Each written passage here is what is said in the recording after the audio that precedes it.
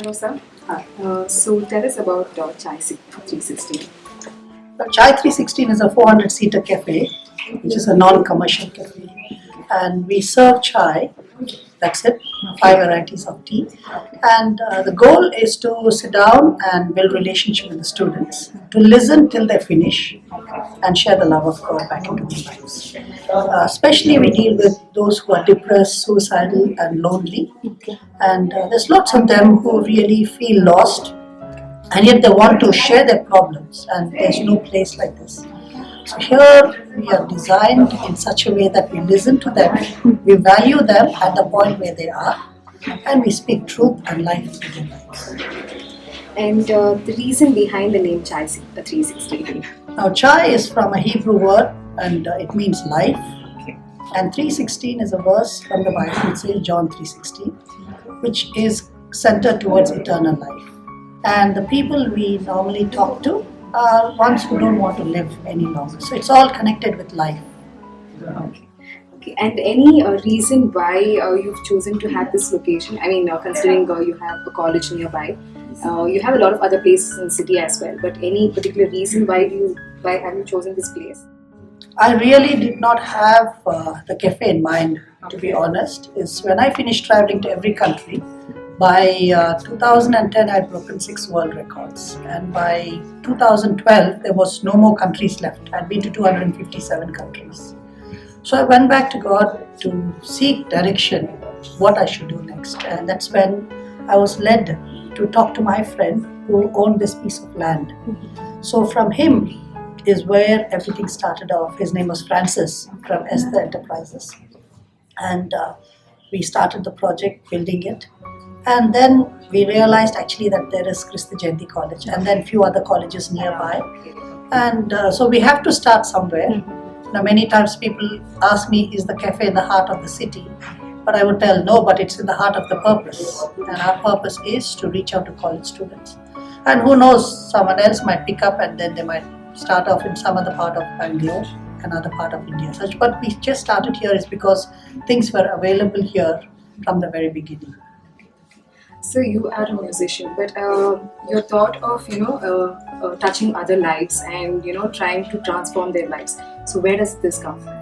See, at 16, I was a victim of suicide too, not able to keep up to the pressures of my family. My father is an aerospace scientist, and being the firstborn, I was expected to become like him.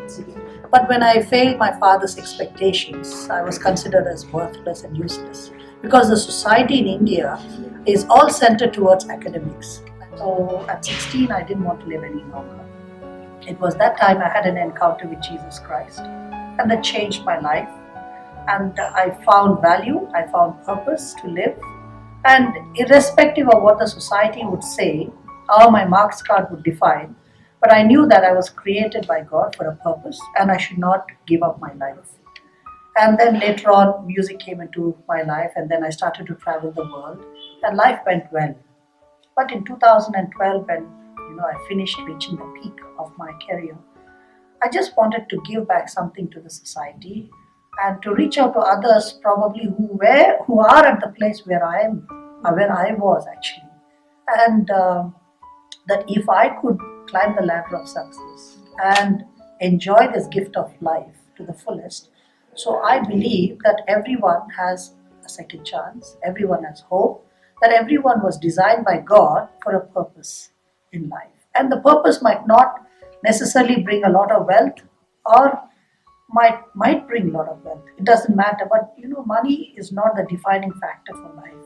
Otherwise, you see, there are quite a number of well-to-do people who have committed suicide. Recently, the topmost chef of the world, who was from France, and he committed suicide after reaching the top place where he was nominated, or he was given the award of being the best chef of the world. He committed suicide.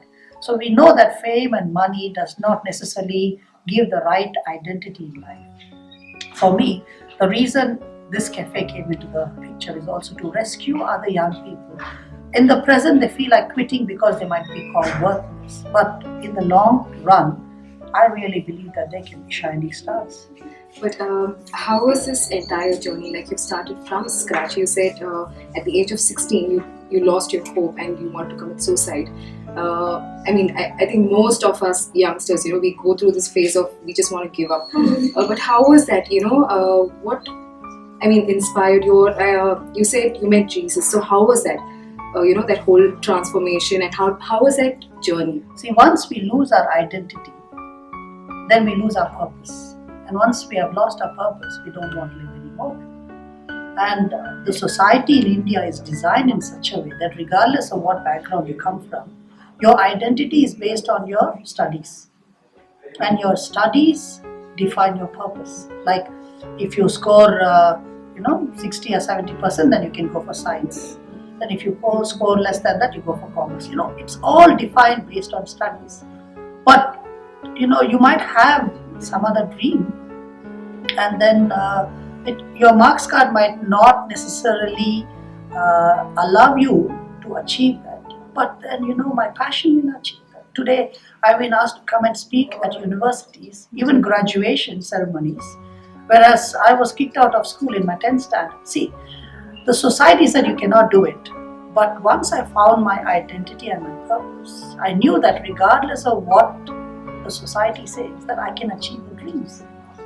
And that is what is needed today, is to speak identity and truth into the lives of people. Now, with youngsters, boys and girls, they try to fill themselves with other things, either trying to earn a good PlayStation to define, or it's like their clothes, their dressing, anything else. All these factors define, but if you truly know inside that you are created for a purpose, that will really change everything else. Does the place emphasize on religion? Because many youngsters, we study in an institute, say for example, you studying in St.Joseph or St.Joseph, there are a lot of other religion, people from other religion as well. So when they have to, they want to have a transformation in their life and they look up to coming to this place, would it be for them like they might convert me? Because say if I'm talking to my friend and if I'm talking about Jesus, she thinks probably because I'm a Christian I'm trying to convert her. So what is it like for other youngsters? See, people come from different walks of faith here. You have Muslims, Hindus, atheists, different ones come. And our primary purpose is to listen to them. Okay. Our goal is 80% listening and 20% talking. So we listen to whatever condition they're in and whatever situation they're in. And when they ask us, how come you are able to live a transformed life? What happened to your life? Is when we bring in our stories of how Jesus transformed our lives. So we are not here to really push religion into anybody's life or heart. Is when they ask us, how come, like they ask me, Benny, what I'm going through is what you have gone through, and how come you were rescued from this? How come you have achieved this achievements coming from a complete failure? And then I talk about what Jesus did to me. And if they ask, how can I change? And all I can give is what I've experienced. I cannot give something that I've not experienced. And for me, what Jesus did to me is what I can share. What I've not experienced, I cannot share. That's all that happens here at Shally. So tell us about the volunteers who come here. Are they...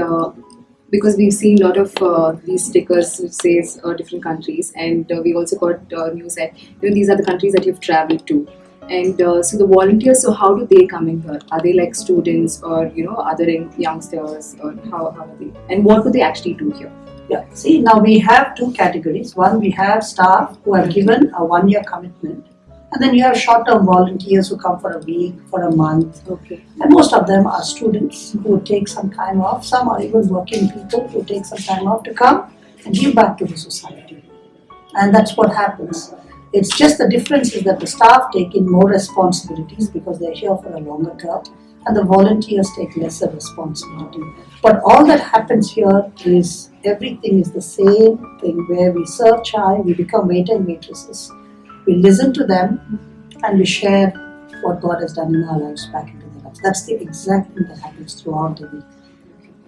And the people that come in here, are they only youngsters or also, because not necessarily only in a young age, you are confronted by the society, because you've seen probably at their mid 30s or 40s, and probably at at the age of 80 or 90, they still feel lost, and there's nobody to care for them.